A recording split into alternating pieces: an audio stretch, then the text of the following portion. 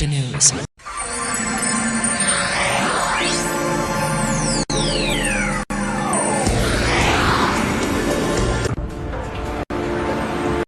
Modern Malaysia, a diverse, multiracial society that has made great strides since its independence. But go back just a few decades, and a very different picture emerges.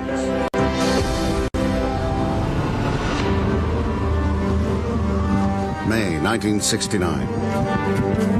In Kuala Lumpur, the capital of Malaysia, racial strife explodes in days of bloody riot. After a day or two of rioting, it looked as if we had no government. About 200 people are killed. The government is paralyzed. Martial law is declared. In the eye of the storm is Deputy Prime Minister Tun Abdul Razak. Malaysia's darkest hour will shape his destiny. He will assume the highest position of power in the country, but he would conceal a dark secret all this while. Until today, I find it hard to imagine that someone could keep it in him and without sharing it with his family. I think that speaks something about the man. He didn't want to divulge that he had a very serious illness. Tun Abdul Razak's leadership and courage will immortalize him in history forever.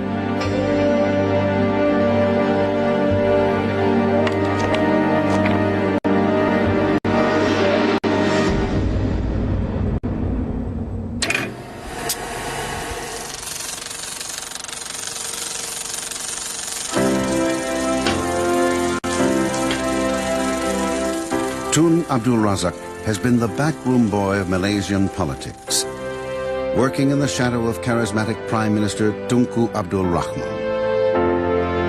For many, Tun Razak remains an enigma, wrapped in a mystery. I felt that he's almost like royalty to me. You see, I felt uncomfortable talking to him like an ordinary person. He was a gentleman, really gentle. In voice, in spoken language, in approach. But his mind was not.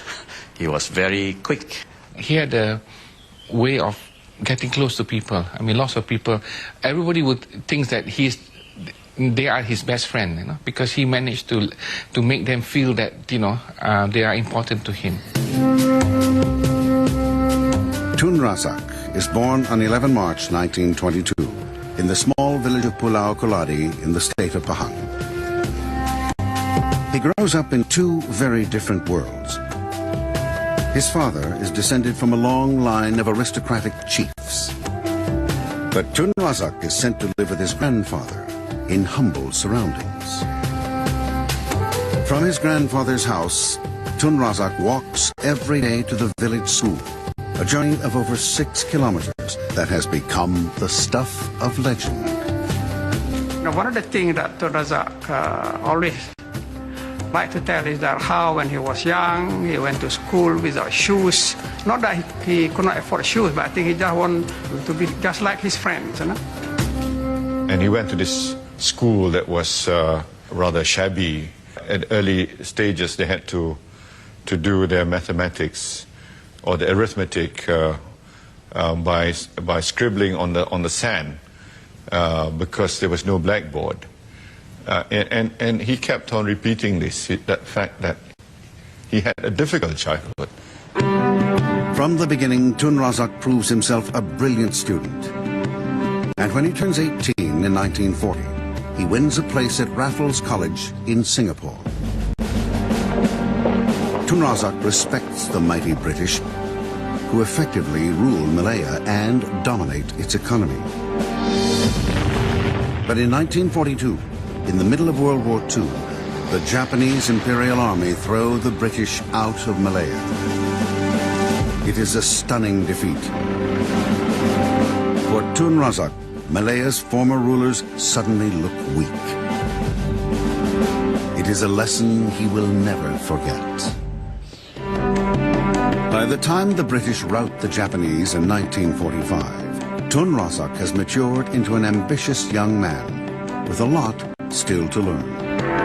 And it is to the war-battered imperial capital, London, that he journeys in 1947. London will be his political finishing school. My father used to speak to us about his London days where he was a student. Although they didn't have much money to spend, they were very happy.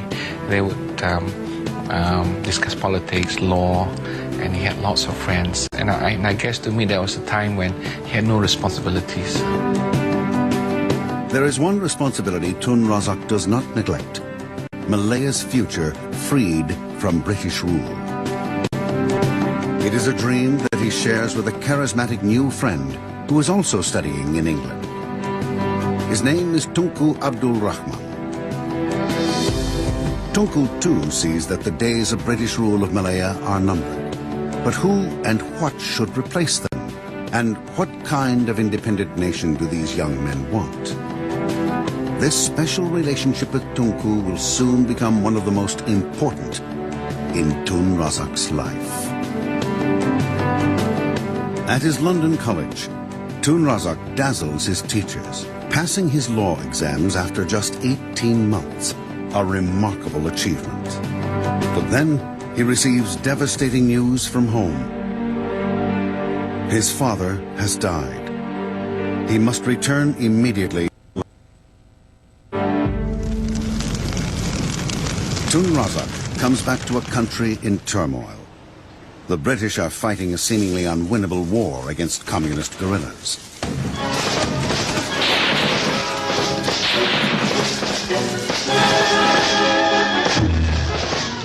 And a new nationalist movement has found its voice at last. UMNO, the United Malay National Organization, led by Dato' On bin Jaafar. In 1951, Dato' On now offers the young Tun Razak the crown, leadership of UMNO. Jadi Dato' On telah paling kepada saya, adakah awak nak menjadi yang ketua UMNO? Saya kata saya belumlah sampai masa lagi jadi yang ketua UMNO. Tapi saya ada satu orang yang saya fikir layak, yaitu Tengku Abdul Rahman.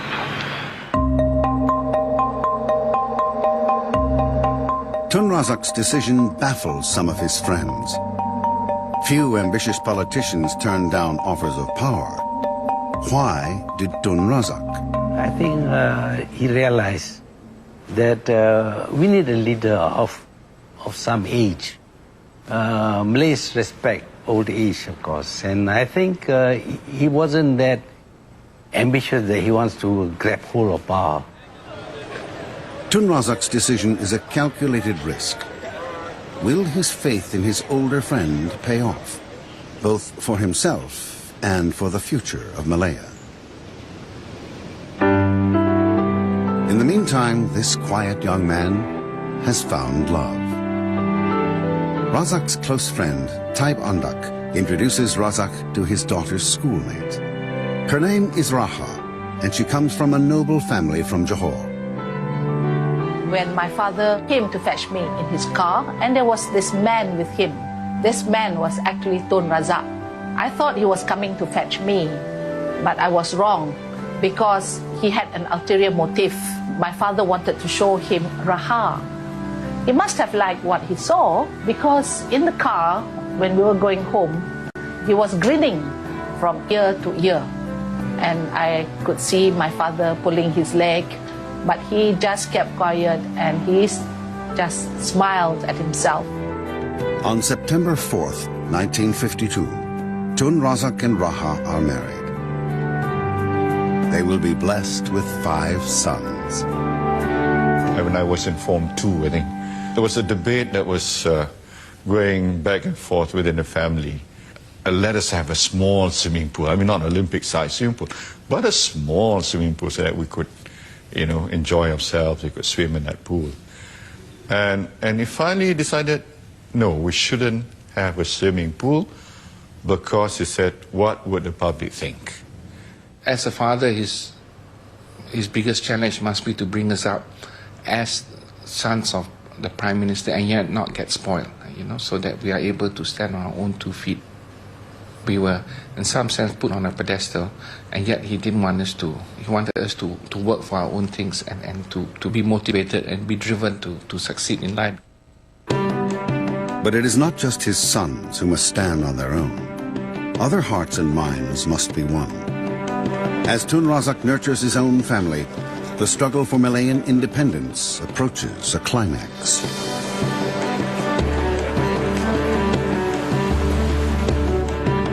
In 1956, Tun Razak returns to London. Now he is coming back as Tunku's right-hand man. The close friends in London hold decisive talks with the British government to negotiate for the independence of Malaya. After days of negotiating, the British finally agree to grant Malaya independence.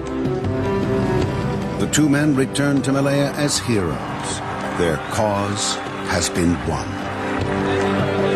On August 31st, 1957, Tunku proudly proclaims Merdeka, independence.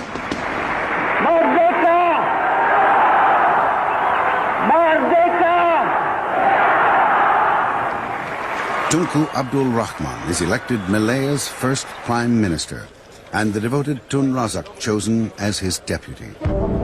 Now this political friendship, forged years before, will be tested to the limit.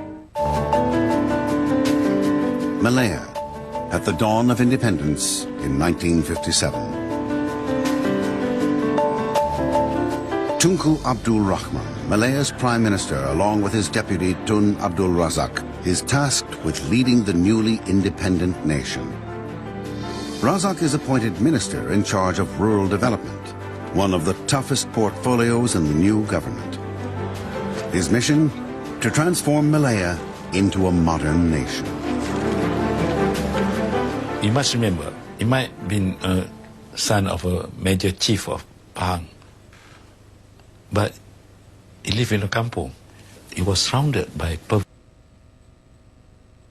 fully aware when the British left in 1957, there was imbalance in the economy, and especially in the rural areas.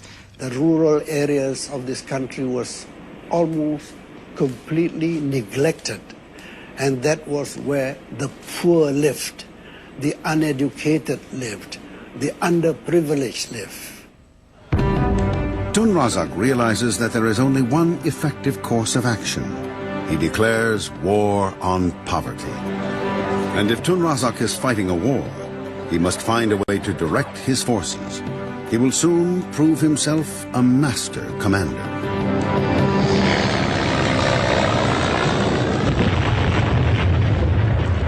He models his strategy on the Malayan War on Communist Terror. It was a war operation in order to ensure that we would know how the enemy moved. They had to be monitored and traced. And these were done in what was known as the Emergency Operations Room. Razak establishes new operations rooms in strategic locations all over Malaya. They will become the nerve centers of his Kampong campaign. But Tun Razak is no armchair general. He makes time to visit the rural front lines. From the start, the minister insists on a punishing schedule. He was never tired. He traveled the length and breadth of the country. He would visit the districts to begin with, and at that time I think there were something like 60 or 70 districts, imagine that, and he would go to each and every one of them.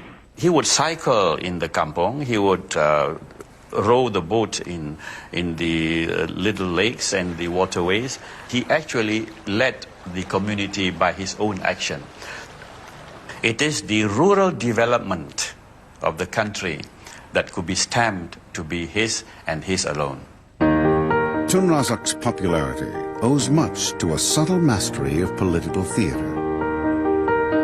He knows the people of the kampongs and that they do not value ostentatious display. So he develops a style that he knows will win over his people. Tun Razak's trademark, I think, is his blue jacket and the walking stick. I think it's first simple to wear, and I think he wants the people to think that he is part of them, because Kampung people use very simple dress. He like to show that, he is not above everybody. The bush jacket and the walking stick become Tun Razak's signature. Tun Razak owes a lot to his own humble village school, but he knows many kampongs have no schools, and without schools, village hearts and minds will remain trapped in the past. His education report wanted to have a school in each kampong, in each village. It was a very ambitious plan at that time. Tun Razak has a vision, but his ambitious plan will take time to work. In Kuala Lumpur, the capital, tensions between Malaysia's different races are becoming strained. Some Malays feel that independence has yet to deliver all they had been promised. The Malays have often asked, what do we get after gaining independence? Tun Razak will have to confront his biggest challenge yet. These simmering tensions begin to heat up when elections are called in early 1969. As the first results are announced, it is clear that Tunku Abdul Rahman's ruling alliance party has lost scores of seats in vital states. I could see Tun Razak was very upset about it, because I think it was unexpected to him. He must have sensed that things are turn out not going to be as good as many people thought. In Kuala Lumpur, even more serious trouble is brewing. In the elections, the Chinese opposition parties have made a huge leap forward, and many Malays are afraid. On May 12th, some supporters of the Chinese opposition party provocatively celebrate their triumph by marching through Kampung Baru, a predominantly Malay area in the heart of Kuala Lumpur. They, it is alleged, shout racial slogans. The fuse has been lit. And they were celebrating already here, going around to Kampung Baru saying that the Malays go back to your villages. We have taken over. Boy, this infuriated the Malays. In Kuala Lumpur, the rising tension is palpable. May 13th, 1969, Tun Razak gets an urgent call from Harun Idris, the chief minister of Selangor, who lived in Kampung Baru. He said, look, Tun, the Malays are very, very angry because they have the people, Malays in the Gombak and Kepong area and all that. And the Malays wanted to demonstrate also, to stage a counter demonstration. And Tun Razak told Harun, look, you tell the Malays, go back. But it is too little, too late. There were already thousands of Malays in Kampung Baru. And the next thing, unplanned by anybody, the rumors are that more Malays had been killed. And then, lost control.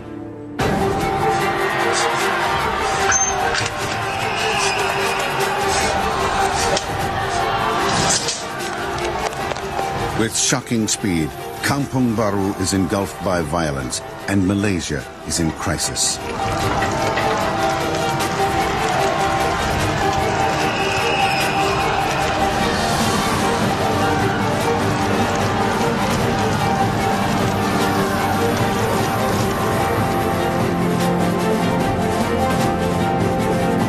Taken by surprise, Prime Minister Tunku Abdul Rahman sets up a National Operations Council to replace the government. He makes Tun Razak its director. Razak is effectively in charge of diffusing the crisis. It will be a supreme test and the making of a leader. On 15 May, he calls some of his key advisors to a meeting to try to end the crisis.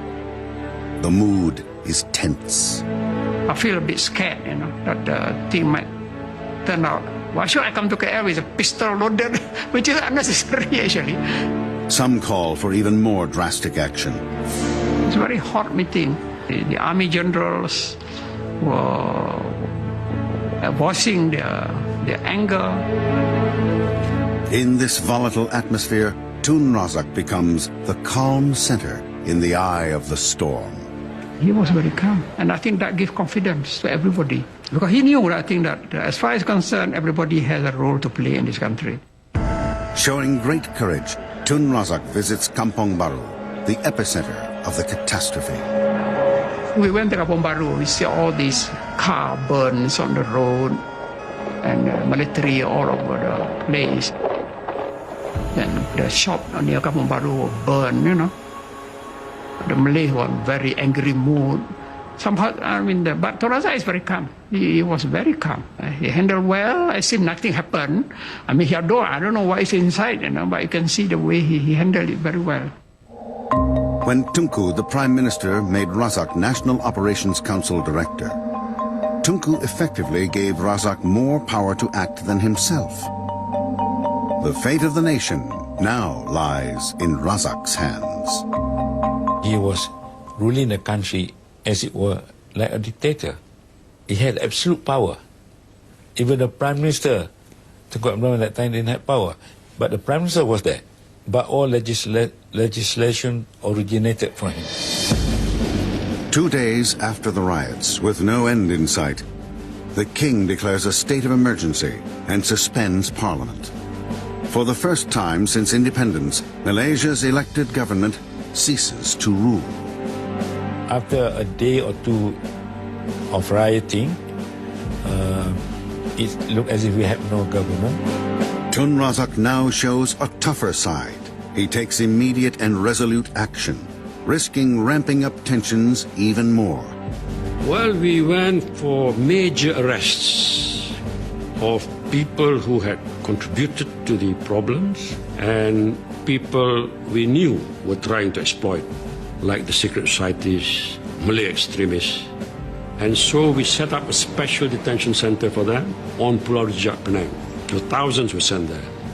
That removed the troublemakers. Tun Razak orders strict curfews to keep troublemakers off the streets. Now, Kuala Lumpur is in lockdown. There are food shortages, restrictions, new rules. And then Tun Razak clamps down on the press. Any attempt to provoke more violence will be severely punished. Cut off the ability to make the kind of expressions that cause people to be at each other's throats, you see. Razak knows he must tread with care. So it was important for him to make sure that the police and the military were in command of the situation. But always mindful that we're dealing with our own people. But the old Tun Razak, who listens and learns from others, is still there, ready whenever he is needed. He sets up a national consultative council to tap into different points of view. You won't believe it. A Buddhist association, inter-religious faith association, the Boy Scouts, the Girl Guides, the Parent Teachers Association, they were all invited. The opposition were invited. The new council is not just a talking shop. Very hard-hitting arguments took place behind closed doors. Thanks to Tun Razak's decisive action, calm returns. Many believe that the crisis is over. But then new tensions bubble to the surface, and they focus on his old friend Tunku Abdul Rahman, the father of independence. The crisis has led some to question Tunku's right to continue as Prime Minister. Then I wrote to him, I think in language that is not very nice really, to make it clear to him that he was wrong in his assessment of what is happening in the country. Caught in the middle of this will be Tun Razak. 1970. Malaysia has endured one of the worst crises since the communist insurgency. Deputy Prime Minister Tun Razak has calmed the storm, but now he faces a new struggle.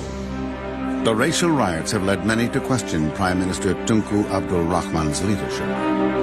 Brash new voices begin to be heard, criticizing Tunku for being out of touch.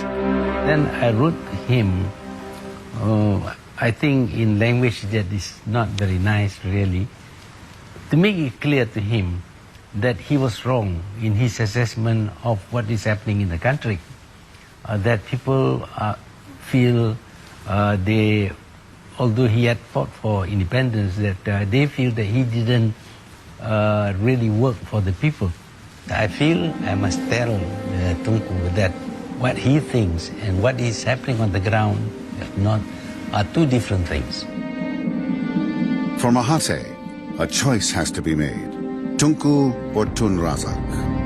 In the view of the Malays in UMNO, Tunku has lost touch with what is the feeling generally on the ground, whereas Tun Razak is much more aware. Others now turn against Tunku. You became the father of independence. You live off that reputation, and nobody would ever point out to you that you are doing wrong. And there came one or two other person who said, you've got a pimple in your face. And he would look at the mirror or ask his friend, do I have? No, you don't, Tunku.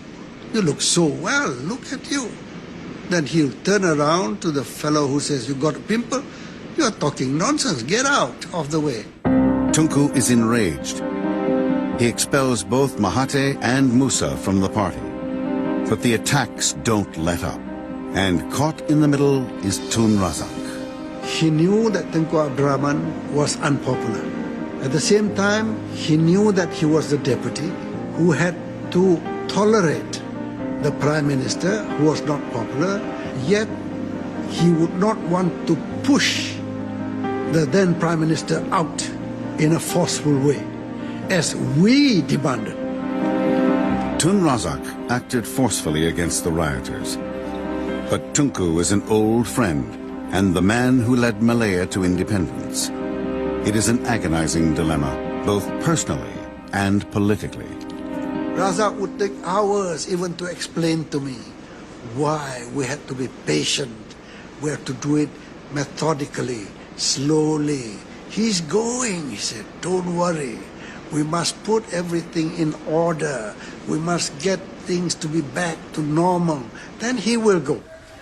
Tunku Abdul Rahman he is a man who thinks about policies and ideas about where to go, what to do, when to achieve independence, etc.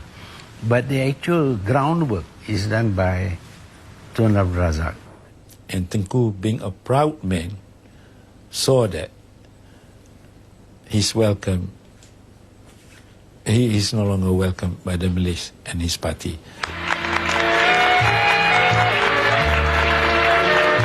Tunku's support drains away. A year after the May riots, he agrees to step down.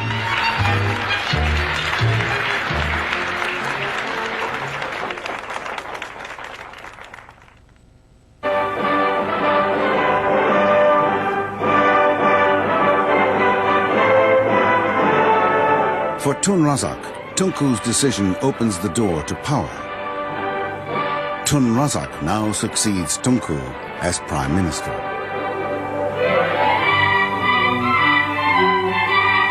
It is an astonishing feat for the boy who went barefoot to school.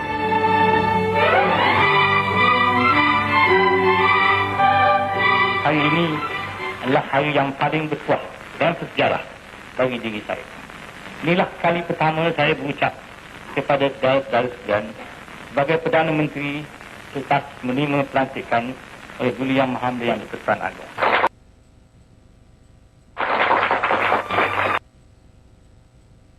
But his success is bittersweet.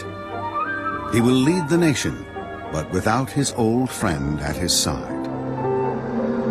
Inevitably, there is gossip that Tun Razak had engineered Tunku's fall. Talks were abound suggesting that it was Tun Razak who conspired to oust Tengku. I think he felt disappointed with Tun Razak because he trusted Tun Razak fully as his deputy.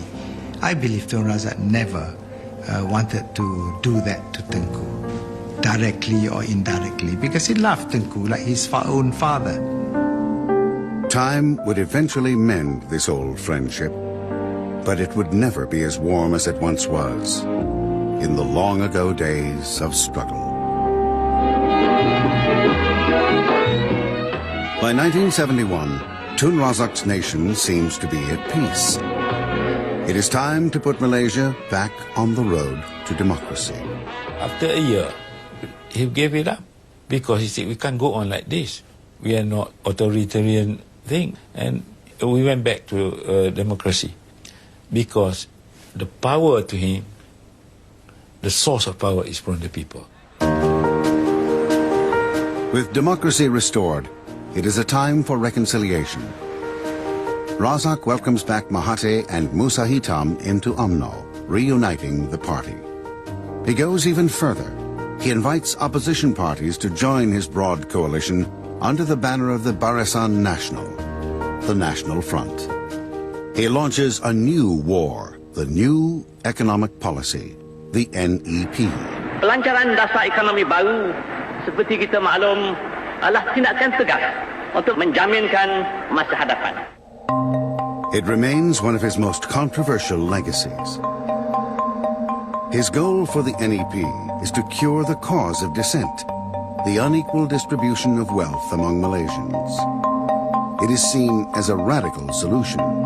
We'll try to restructure the society so that all the economic imbalances will be corrected in due course.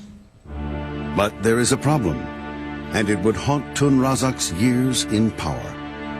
Tun Razak hopes the NEP will help the poor rise to the same level as the average citizen, thus reducing inequality.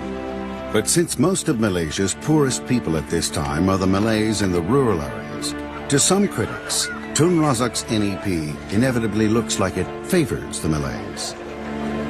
When it was launched, the non-Malays had some disquiet for fear that their economic position and interests will be jeopardized or adversely affected. But Tun Razak insists that he wants equality, not racial preferment.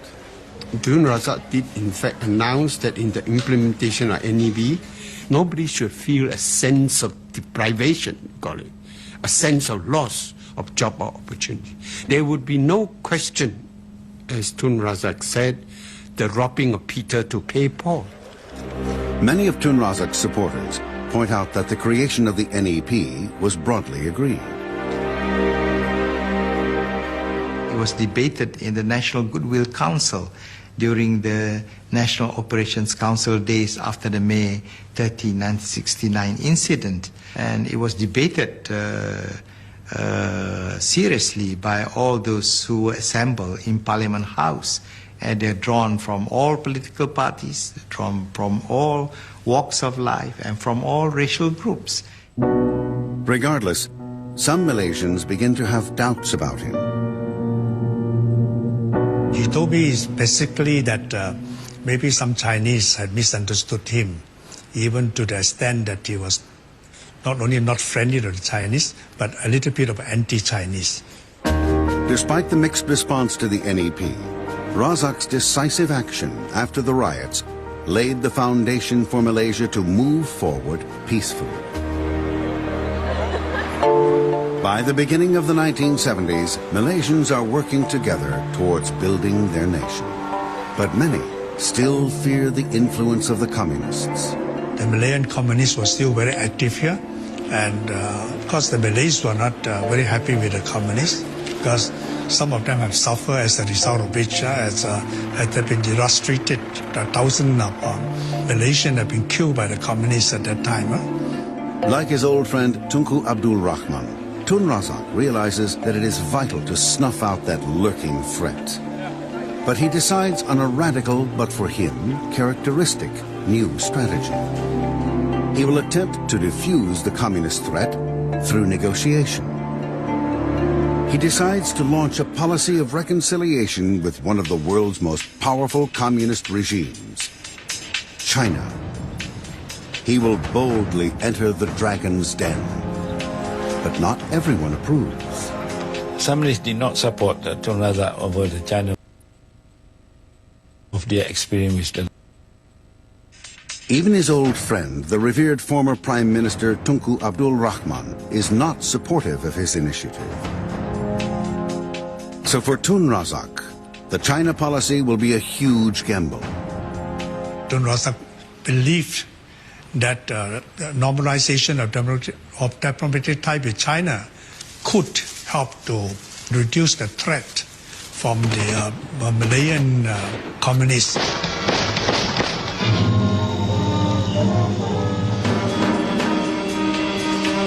On May 28, 1974, Tun Razak and his entourage fly out of Malaysia, heading for Beijing. While they land in Beijing, nobody knows if this gamble will pay off. As he steps from his plane, he hopes that he is not making a terrible mistake. But it seems that the dragon is pleased to see him.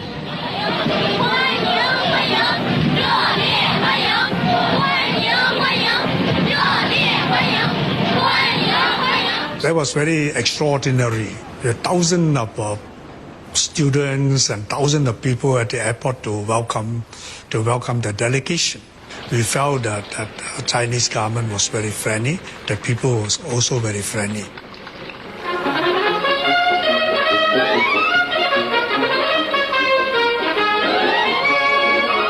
In an astonishing display of warmth, the Chinese leaders lavished Tun Razak with a spectacular series of state banquets and meetings. Then comes the final test. The meeting with the great leader himself, Chairman Mao. And Tun Razak caps his spectacular success with the famous handshake that has been immortalized in Asian history.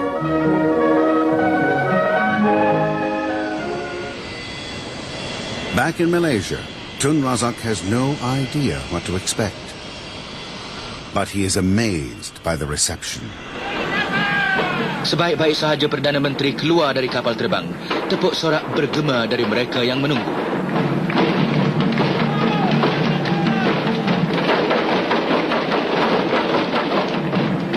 The crowd awaited at the Padang Merdeka and was enormous. I think that will come to 100,000 of people.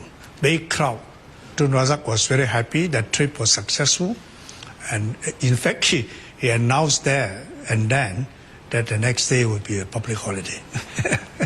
I've never seen more Chinese at any government gathering than that. You see, that shows they appreciated what Tun Razak did. Berjaya Malaysia! Berjaya! Berjaya!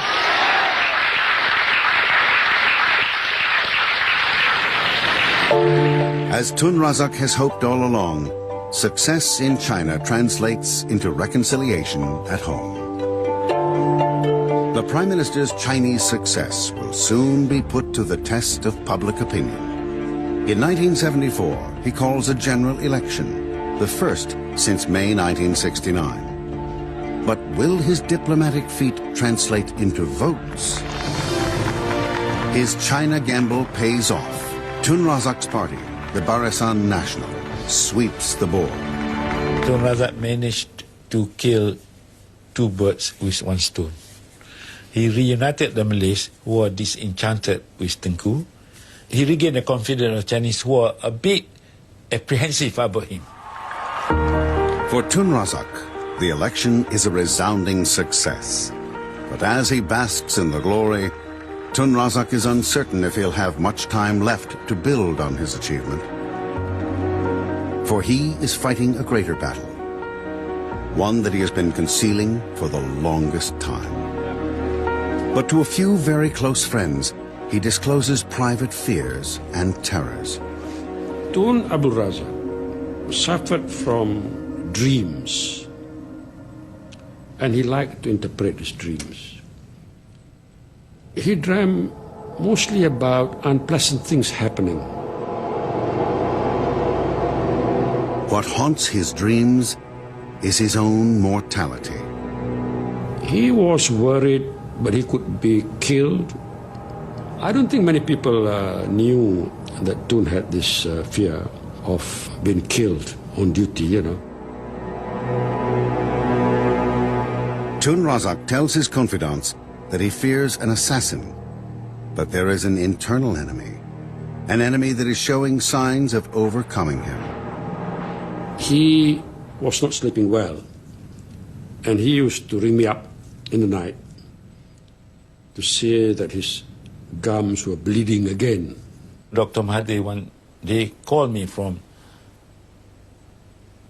Alustar, said, Dola, do you notice I'm a doctor, I think something wrong with your boss.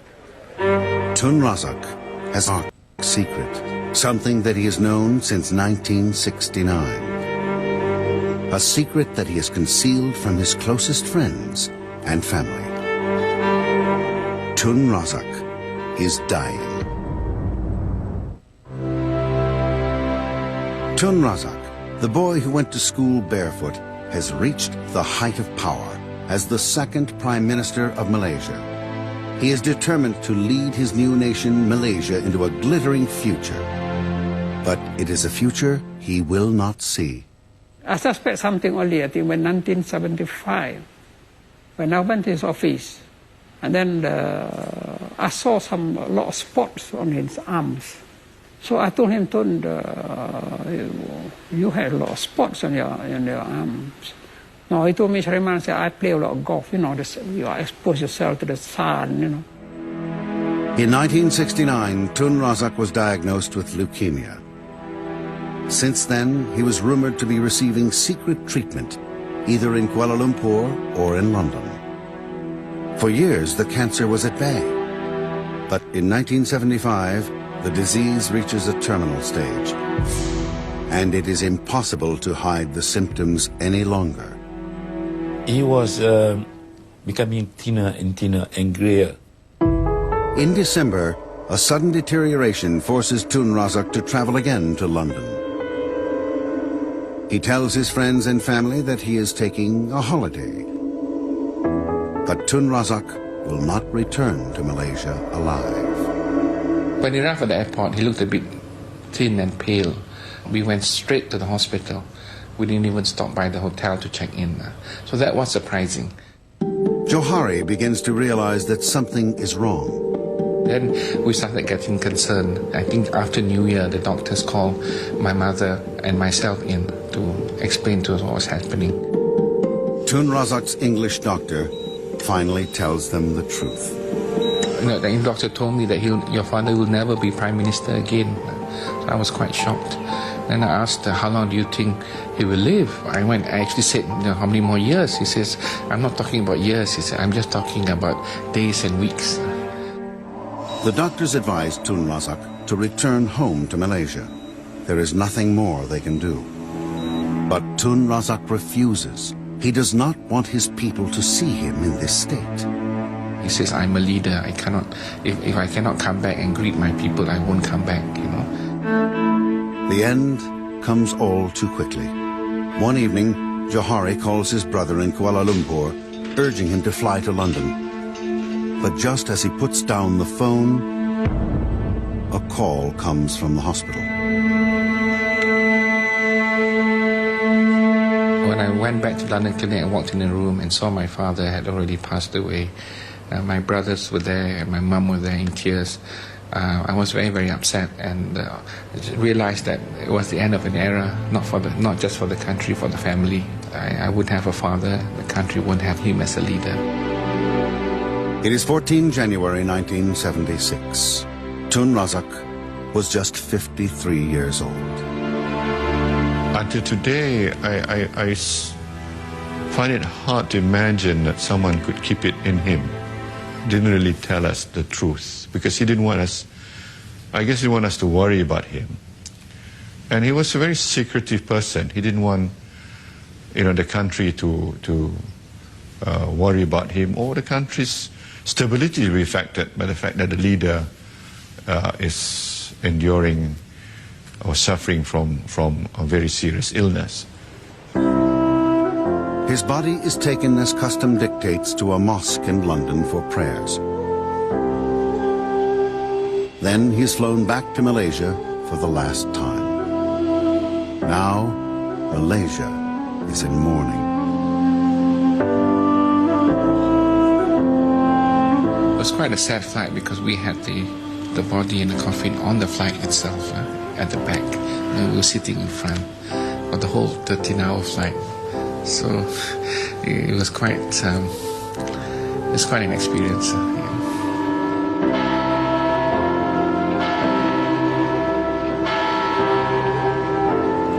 Thousands of people came, from all over the country, and that shows the measure of support and maybe love that they have for him.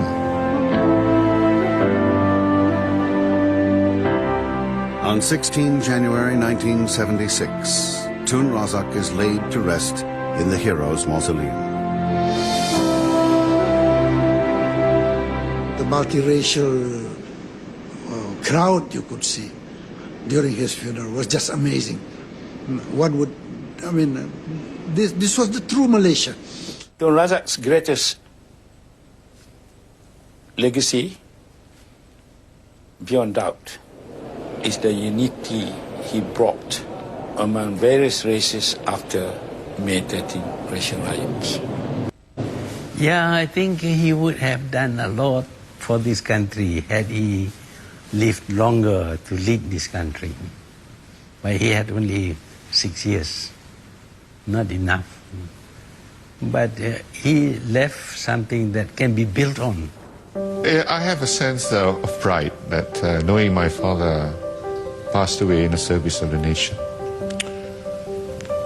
There can be no other service greater than that. In death, as in life, Tun Razak brings together people from all walks of life, from all races and faiths. It is what he would have wanted, to be the grand reconciler.